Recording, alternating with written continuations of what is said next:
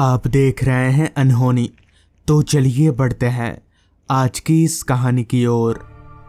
Room से भागम भाग मचाकर मैं जब बस स्टैंड पहुंचा तो मेरे हाथ सिर्फ और सिर्फ निराशा ही लगी, क्योंकि बस स्टैंड पहुंचकर मुझे पता चला कि आज सारी बसें स्ट्राइक पर हैं।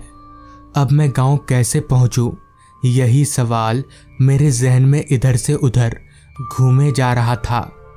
तब रात के 8 बज रहे थे। इतनी रात गए कोई ऑटो भी नहीं मिलेगी जिसे रिजर्व करके मैं गांव जा सकूं।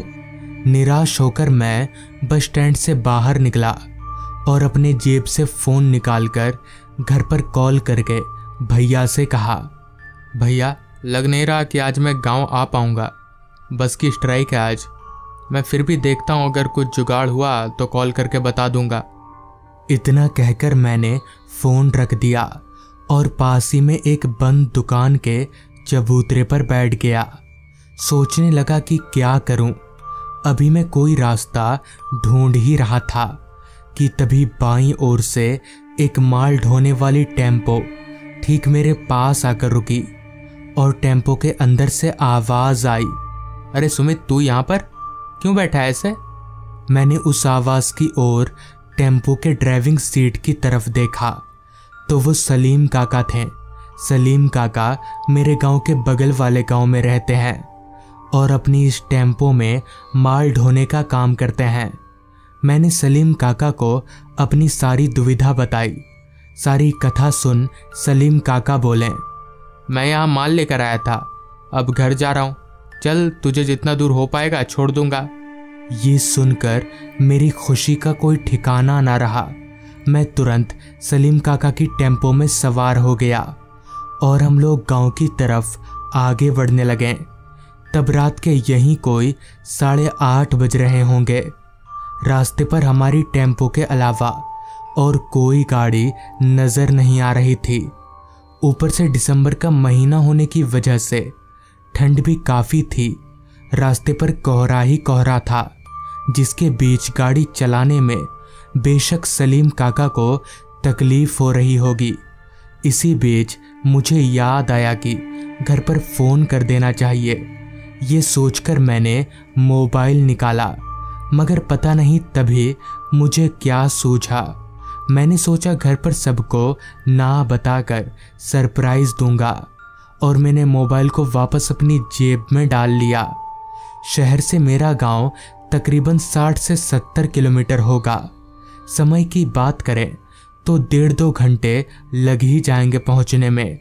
ऊपर से टेम्पो जिस रफ्तार से चल रही थी उससे तो ऐसा लग रहा था कि वक्त और भी ज़्यादा लग सकता है।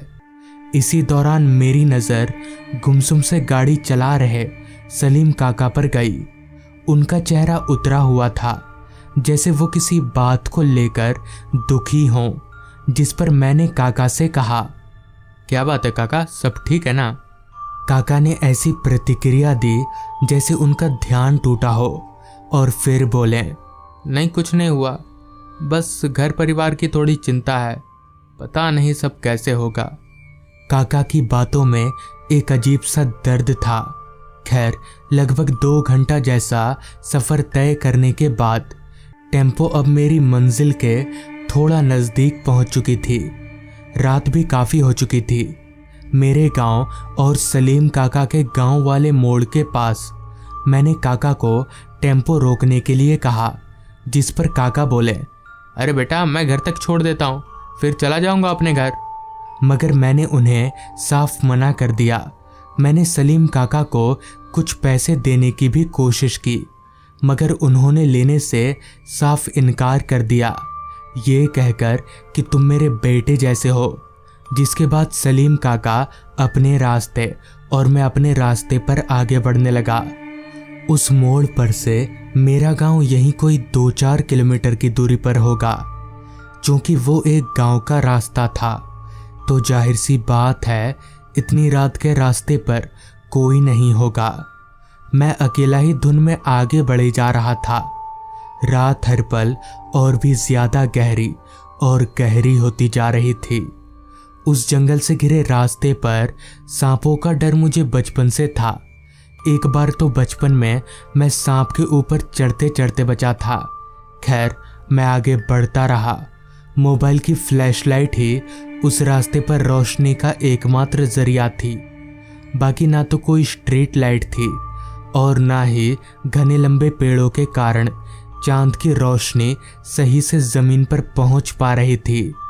अभी मैं आगे बढ़ ही रहा था कि तभी रास्ते के दाईं ओर सामने वाली झाड़ियों में मुझे कुछ हलचल महसूस हुई।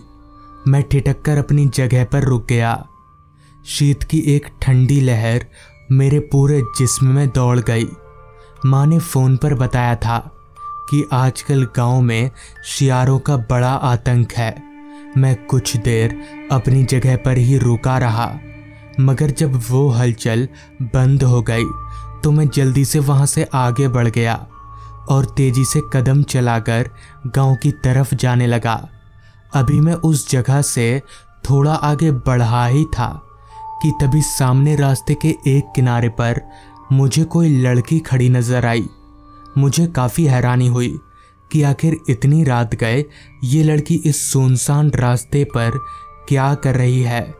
खैर, चूंकि वो लड़की आगे की तरफ मुंह करके खड़ी थी, इसलिए मुझे उसका चेहरा दिख नहीं रहा था। लिहाजा मैं चलते हुए उस लड़की के पास गया तो पता चला कि वो लड़की नीलू है। नीलू हमारे गांव में रहने वाले सुमेसर चाचा की लड़की।